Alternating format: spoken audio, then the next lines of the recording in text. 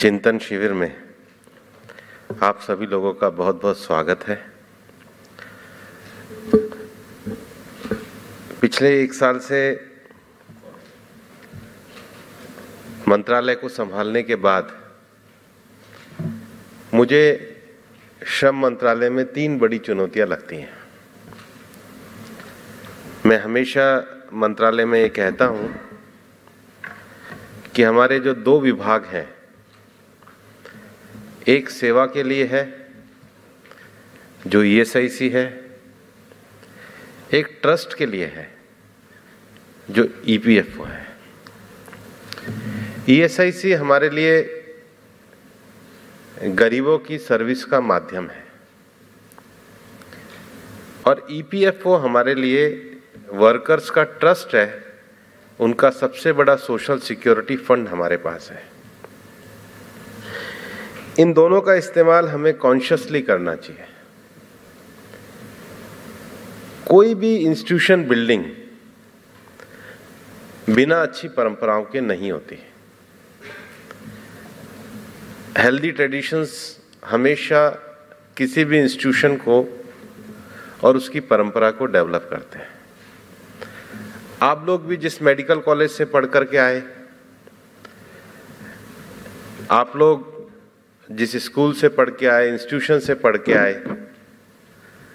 आपको भी ये याद रहता होगा वहाँ पे कोई टीचर्स होंगे जो डेडिकेशन के साथ पढ़ाया करते होंगे। आपके जीवन के उतार चढ़ाव में उन्होंने आपको कुछ समझाया होगा। कुछ इंसिडेंट हुए होंगे जो आपसे आउट ऑफ द वे जाकर के गलत हो गए होंगे, लेकिन वो आपको ट्रैक पे लेकर के आए होंगे। और अब भी आप जब अपने कॉलेज के सामने जाते हैं तो आपका मन एकदम देख करके प्रसन्न हो जाता है कि इस जगह से हमने पढ़ाई करी थी।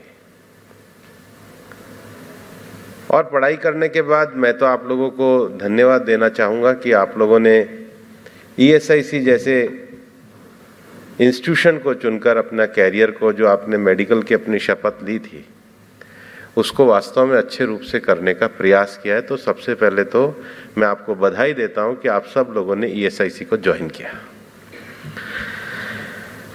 जब मैं मंत्री बना तो ईएसआईसी के अस्पताल, ईएसआईसी की व्यवस्था, मेरे सामने एक पूरा नेगेटिव चित्र भी आया। सबसे पहले हमने ईएसआईसी की जब बोर्ड की मीटिंग, मेरे को अच्छी तरह ध्यान है, मंत्री बनने के बाद जब मीटिंग हुई तो मुझे कहा कि ये लंबी नहीं चलेगी। मैंने कहा क्यों? बोले यहाँ लीडर लोग खूब बोलेंगे। तो मैंने कहा फिर क्या हो गया? बोले वो सरकार को क्रिटिसाइज करेंगे। तो मैंने कहा उसमें क्या दिक्कत है? तो बोले आप सुन लोगे? मैंने कहा हाँ सुनेंगे, बैठ के सुनेंगे, क्या दिक्कत है। मुझे अच्छी तरह ध्यान है, ऋषिकेश में वो बैठक रखी थी। पहली बैठक में मेरे को समझ में आया कि नहीं, इसमें समाधान आ सकता है, सॉल्यूशन आ सकता है। जो ज्यादा बोल रहे थे, मैंने कमेटी बना के सबको एक एक कमेटी में डाला, सारे ट्रेड यूनियन लीडर्स को। और मैंने कहा आज तो आप बोल लिया, अगली बार मैं आपको सुनूंगा, अब बोलना और सब्जेक्ट पे बोलना। डीजी साहब यहाँ पर हैं, किसी को हम बाहर नहीं जाने देते। जो सब्जेक्ट दिया उसी सब्जेक्ट पे बोलो, बाकी बातें ठीक हैं। भाई जितनी लीडरशिप आप करके आए, वो लीडरशिप और एक्टिविज्म के रास्ते से हम मंत्री बने, तो हमें लीडरशिप तो ठीक है, वो आप भी दिखाना, हम भी दिखाना, लेकिन अब सब्जेक्ट पे आओ। और मैं ये कहना चाहूँगा कि हमारे ईएसआईसी की जो कमेटियाँ हमने बनाई और ईपीएफओ में भी जो कमेटी बनाई, ट्राई-पार्टी कमेटी बनी, और ट्राई-पार्टी कमेटी में यूनियन, हमारे गवर्नमेंट के प्रतिनिधि और इंडस्ट्री के प्रतिनिधि सब, और डॉक्टर्स भी, सब एक एक कमेटी के मेंबर बने। और जो मीटिंग 3 घंटे चलती थी, बाद में वो मीटिंग हमारी 2 दिन की होने लगी। और हमने पूरे मीटिंग में कंसेंसस पैदा करी कि अभी ईएसआईसी के बारे में हम लोग डिसीजन लेंगे। दूसरे स्टेप पे हम लोगों ने जहाँ जहाँ दौरे कर सकते थे दौरे किए, और कुछ प्रमुख मेडिकल कॉलेजेस के डॉक्टर्स को बुलाया, ऑफिसर्स को बैठाया, गवर्नमेंट को बैठाया, गवर्नमेंट के, स्टेट गवर्नमेंट्स के ऑफिसर्स को बैठाया जो ईएसआईसी कॉरपोरेशन चला रहे थे। और हमने उसके आधार पे एक बेस पेपर तैयार किया, जो डीजी साहब ने आपको दिखाया होगा। स्वास्थ्य से समृद्धि तक। फिर तीसरा विषय में हमने थोड़ा और आगे बढ़कर के ऑक्यूपेशनल बेस्ड डिसीज पे हम कैसे काम कर सकते हैं, मेडिकल कॉलेज पे हम कैसे काम कर सकते हैं, यूनियन के साथ हम कैसे काम कर सकते हैं, ईएसआईसी के इंफ्रास्ट्रक्चर को सुधारने के लिए कैसे काम कर सकते हैं, ऐसे एक व्यापक चर्चा करी। और हमने कहा कि ईएसआईसी के अस्पतालों को और केंद्र सरकार की आयुष्मान योजना को एक करना चाहिए, पहला विषय। दूसरा विषय लेबर लॉ का जो रिफॉर्म्स आया है, अब लेबर लॉ के रिफॉर्म्स आने के बाद हम लोगों को जो अनऑर्गेनाइज सेक्टर के लेबर्स हैं, उन अनऑर्गेनाइज सेक्टर के लेबर्स की जब संख्या आएगी तब हमारे पास कैपेसिटी होगी क्या कि उनको हम लोग अपने हॉस्पिटल्स की अपनी सुविधाएं दे सकेंगे। और तीसरा जो हमारे सामने सबसे बड़ी समस्या है कि ईएसआईसी का जो हमारा इंस्टीट्यूशन का मैकेनिज्म है वो अंडर यूटिलाइज है। बेड की कैपेसिटी के मामले में, इस्तेमाल के मामले में, मेडिकल इक्विपमेंट के मामले में, दवाइयों के वितरण के मामले में, कंस्ट्रक्शन के मामले में, बिल्डिंग के मामले में हम बहुत अंडर यूटिलाइज हैं। जो टारगेट्स हमने दिए हैं वो टारगेट्स पूरे नहीं हुए और इसलिए अभी 51 हॉस्पिटल हमारे अंडर कंस्ट्रक्शन है। जब मैंने देखा तो कुछ हॉस्पिटल 11-11 साल से कंस्ट्रक्शन चल रहा है, अभी तक कंस्ट्रक्शन पूरा नहीं हुआ। तो हम सबको एक डैशबोर्ड के ऊपर लेकर के आए। फिर दूसरा हमने कहा वैकेंसीज बहुत कम है, तो वैकेंसीज भी कितना 8,000 दोनों को मिलाकर हमने 8,000 के करीब वैकेंसीज निकाली। पैरामेडिकल, मेडिकल, पहली बार मुझे लग रहा है 18 साल में पहली बार हमने इतनी बड़ी संख्या में वैकेंसी निकाली। तो वैकेंसी के बाद अब जो तीसरी चीज आती है कैपेसिटी बिल्डिंग की। फिर बढ़िया टैलेंट को हम कैसे लेकर के आएंगे। हम सुपर स्पेशलिटी का विषय तो चाहते हैं, लेकिन सुपर स्पेशलिटी के जब तक हम पेमेंट्स नहीं देंगे तब तक सुपर स्पेशलिटी वाला डॉक्टर क्यों रुकेगा। और अगर कोई प्रोफेशनली कॉम्पिटेंट है तो उसको पैसा देने में हिचक नहीं होनी चाहिए, देना ही चाहिए। क्योंकि कोई बुरा नहीं है, किसी प्रोफेशनल आदमी को अगर उसके प्रोफेशन के हिसाब से उसको मिलता है, कम से कम वो प्राइवेट प्रैक्टिस तो नहीं कर रहा है, उसका एक लिविंग स्टैंडर्ड ऑफ लिविंग होना ही चाहिए।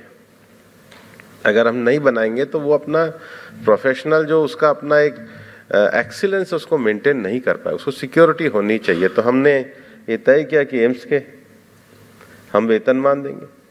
हमारे को ये भी लगा कि जहाँ सुपर स्पेशलिटी है, हम लोगों ने ये भी लगा कि जहाँ स्टेट गवर्नमेंट पैसा ही नहीं देती थी, हम यहाँ से पैसा भेजते हैं, वो पैसा ही वहाँ पे ईएसआईसी में नहीं जाता था, उनको भी हमने कहा डॉक्टर्स को सीधा हम यहीं से पेमेंट करेंगे।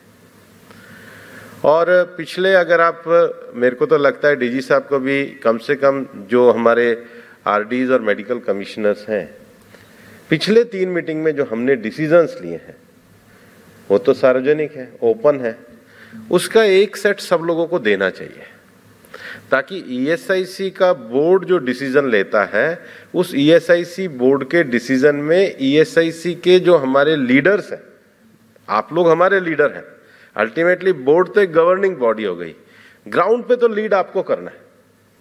और छोटी छोटी चीजें बीच में मैंने लगा ये हॉस्पिटल्स की मेंटेनेंस क्यों नहीं होती, क्योंकि उसके लिए भी ऊपर भेजना पड़ता। तो हमने एक बजट सैंक्शन किया कि जो अपने स्तर पर ही आप कम से कम मेंटेनेंस के काम को तो करो। तो ये जो डिसीजन हमारे होते हैं, ये डिसीजन जैसे ही हमारे ईएसआईसी बोर्ड के डिसीजन हो, मेरा डीजी साहब ये कहना है कि हर मेडिकल कमिश्नर और आरडी के पास वो कॉपी चली जानी चाहिए, ताकि वो अपडेट रहे कि जो बोर्ड है वो क्या डिसीजन ले रहा है। और बोर्ड की मीटिंग के पहले भी आपको एक ऑप्शन देना चाहिए कम से कम हमारे मेडिकल कमिश्नर और आरडीज को, कि वो अपनी राय भी भेजें कि बोर्ड को क्या डिसीजन लेना चाहिए। एक तरफा कार्रवाई करने से कि हमने बोर्ड में अधिकारियों ने, मंत्री ने बैठ के डिसीजन ले लिए, बाद में जिनको इम्प्लीमेंट करना है उनको पता नहीं लगता है, या जो डिसीजन लेने वाले हैं उनको भी कम से कम ग्राउंड पे दिखना चाहिए कि हमें डिसीजन क्या लेना है। तो ये हमारा इंस्टीट्यूशनल मैकेनिज्म हमको खड़ा करना चाहिए। उसके साथ ही साथ हमारे जो मेडिकल कॉलेजेस हैं उनकी अपनी चुनौतियां भी हैं। गुलबर्गा हमने इतना इंटीरियर क्षेत्र में खड़ा किया है, लेकिन गुलबर्गा की हमारी अपनी चुनौतियां भी हैं। आज हम जितना उसको मेंटेन करना चाहते हैं उतना नहीं कर पा रहे। अलवर हमारा शहर से दूर है, लेकिन अगर अलवर देखा जाए तो सबसे चैलेंज वाली जगह इतना इंटीरियर भी नहीं है, लेकिन सबसे ज़्यादा जिसको सिलिकोसिस कहते हैं, सबसे ज़्यादा तो उसी क्षेत्र में, सबसे ज़्यादा पत्थर के मजदूर अगर भारत में कहीं है तो उसी क्षेत्र में है। और मैंने कहा भी था कि उसको उस ऑक्यूपेशनल डिजीज़ के लिए उसको सेंटर बनाया जाए। अभी मेरे को सेक्रेटरी साहब बता रहे थे कि इंडिया टुडे में इस बार जो बेस्ट मेडिकल कॉलेज है उसमें हमारा जो ये BDS कॉलेज है उसका 7th नंबर का रैंकिंग आया है। और मेरा मानना है कि हमारा चेन्नई का कॉलेज, हमारा हैदराबाद का, बेंगलोर के, अगर हम अपने स्तर पे जाएंगे तो हम बेस्ट कॉलेजेस की श्रेणी में आ सकते हैं। लेकिन इसको आने के लिए, इसको करने के लिए आप लोगों को एक टीम के रूप में आना होगा। इस ब्रेनस्टॉर्मिंग सेशन के 3 उद्देश्य थे। पहला, पॉलिसी और एग्जीक्यूशन में गैप नहीं होना चाहिए। सबसे बड़ा किसी भी इंस्टीट्यूशन की सफलता का कारण यही हो सकता है कि जहां पॉलिसी मेकिंग हो रही है और जो एग्जीक्यूशन उसको करने वाले हैं उनमें आपस में गैप नहीं होना चाहिए। तो आपका जितना भी विषय है, चाहे ESIC के हमें स्कीम को बढ़ाना हो, चाहे हमें मेडिकल क्षेत्र में आगे बढ़ना हो, चाहे हमें इंफ्रास्ट्रक्चर को खड़ा करना हो, कैपेसिटी बिल्डिंग को खड़ा करना हो, चाहे हमको ESIC और ESIS का कोऑर्डिनेशन करना हो, और चाहे ऑक्यूपेशनल डिजीज पे काम करना, जो लोग काम कर रहे हैं, मतलब आप लोग, और जो लोग पॉलिसी में डिसीजन ले रहे हैं, उनमें एकरूपता आनी चाहिए। और इसके लिए कोई भी मैकेनिज्म खड़ा करना हो, कुछ सुझाव मैंने दिए हैं, वो सुझाव आपके आने चाहिए ताकि हम इफेक्टिवली काम करें। आप लोगों को भी ये कॉन्फिडेंस रहे कि मैं डिसीजन ले लूंगा तो ऐसा तो नहीं होगा कोई मंत्री नाराज हो जाएगा। कोई आपसे नाराज नहीं होगा, आपको पूरी छूट है, आप निर्णय लीजिए। अगर आप दिल से और ईमानदारी से निर्णय लेंगे, हम आपको हर तरीके से मदद देने को तैयार हैं, लेकिन आप इसको पूरी तरीके से लीजिए। मैं वही बात दोहराऊंगा, ESIC गरीबों की सर्विस करने का देश का सबसे बड़ा इंस्टीट्यूशन है। आप निर्णय लीजिए, योग्यता से निर्णय लीजिए, निष्पक्षता से लीजिए, लेकिन गरीब के हित में लीजिए। तो पहला उद्देश्य हमारा ये है। दूसरा उद्देश्य ये है कि हम एक टीम के रूप में काम कर रहे हैं। जब अभी इसमें से काफी लोग नए RD भी बने हैं, MC भी बने, और यहाँ पर डीन भी बने हैं। तो जब आप डीन बने तो आपको लगता है ये मेरा अपना एक अधिकार है। अब आप यहाँ पर आकर के नॉर्थ इंडिया के भी डीन को देखते हो, साउथ इंडिया के भी देखते हो, वेस्ट के भी देखते हो, तो आप एक दूसरे से टीम के रूप में डेवलप होते हैं। आपको लगता है कि नहीं, ये नया प्रयोग हो सकता है, ये नया, मैं अकेला डीन नहीं हूँ, मेरे साथ इतने सारे और लोग हैं। तो पहला, अगर हम इस गैप को कम करेंगे, दूसरा हम एक टीम के रूप में खड़े होंगे। तो ऐसा जैसे कहते हैं कि कोई एक लकड़ी हो तो तुरंत तोड़ देगा, लेकिन जब वो बंडल बन जाता है तो वो ताकत बन जाती है। और इसलिए कठोपनिषद में बहुत अच्छा आता है, ओम सहना भवतु सहनौ भुनक्तु सह वीर्यम करवा वही तेजस्विना वधि तमस्तु माँ विद विषा वही। एक गुरु और शिष्य साथ मिल करके, एक साथ बैठ करके, एक साथ सोच करके, एक रीति से, एक सोच से, एक दिशा से, एक तरफ जब चलते हैं तो हम जाकर लक्ष्यों को प्राप्त करते हैं। हमारा लक्ष्य अपना इंडिविजुअल लक्ष्य नहीं है। इंडिविजुअल होता तो आप अपना मेडिकल कॉलेज या मेडिकल हॉस्पिटल खुद भी चला सकते थे। आपने अपने लक्ष्य को एक सर्विस ओरिएंटेड करा, एक इंस्टीट्यूशन ओरिएंटेड करा है। हमारा लक्ष्य सामूहिक लक्ष्य है और सामूहिक हमारे इंस्टीट्यूशन के लिए है। तो दूसरा इसका उद्देश्य है कि हमारा एक टीम भावना का रूप में विस्तार हो। और तीसरा, हमारी कैपेसिटी बिल्डिंग हो। अगर हमारी पॉलिसी का में बैकलॉग नहीं है, पॉलिसी और एग्जीक्यूशन में, अगर हमारी टीम भी बन गई है, मन में भी भावना आ गई है, लेकिन कैपेसिटी बिल्डिंग अगर हमने नहीं करी अपने इंस्टीट्यूशन की, और इसलिए यहाँ पर जो हम लोगों ने सत्र लिए हैं, कोई हमने ये सब्जेक्ट नहीं रखे कि आप मतलब मेडिकल में जो सेमिनार होते हैं तो वो तो सेमिनार आपके अपने मेडिकल के एजुकेशन के ज्ञान के उसके नॉलेज के लिए, ये सेमिनार ESIC के लिए। तो यहाँ जो कैपेसिटी, आप मेडिकल में तो आप एक्सीलेंट हैं, हमें तो कुछ पता नहीं रहता मेडिकल का क्या होता है। आप लोग मेडिकल में एक्सीलेंट है क्योंकि आपने MD किया है, MS किया है, प्रैक्टिस करी है, डीन बने, मेडिकल आप अपने कमिश्नर बने, RD बने, तो वो कैपेसिटी आपके पास है। वो तो आप एक चयन की प्रक्रिया से आए हैं, हम उसमें आप पे पूरा विश्वास करते हैं।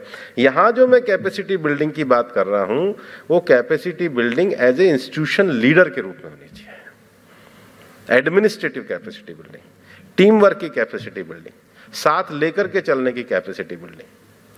इन तीनों उद्देश्यों के लिए हमने आप लोगों को 2 दिन के लिए यहाँ बुलाया था। मेरी इच्छा भी ये थी कि मैं पूरे टाइम बैठ कर के सभी आपके सेशंस को मैं सुनता, लेकिन आज सुबह हमारी कैबिनेट थी, शाम को भी हमारी काउंसिल ऑफ मिनिस्टर्स की मीटिंग है, लेकिन दोनों के बीच में जितना समय मिला उतने समय में मैं आपके बीच में आया हूँ। लेकिन कल मैं पूरा समय आपके साथ रहूँगा। लगातार जो आपके विषयों पे विचार आ रहे हैं वो हमने रखे हैं। इसमें एक सेशन हमने ओपन सेशन भी रखा है, आज ही रखा है, कल रखा है। वो ओपन सेशन भी हमने इसलिए रखा है कि काफ़ी चीज़ें हम कह नहीं पाते।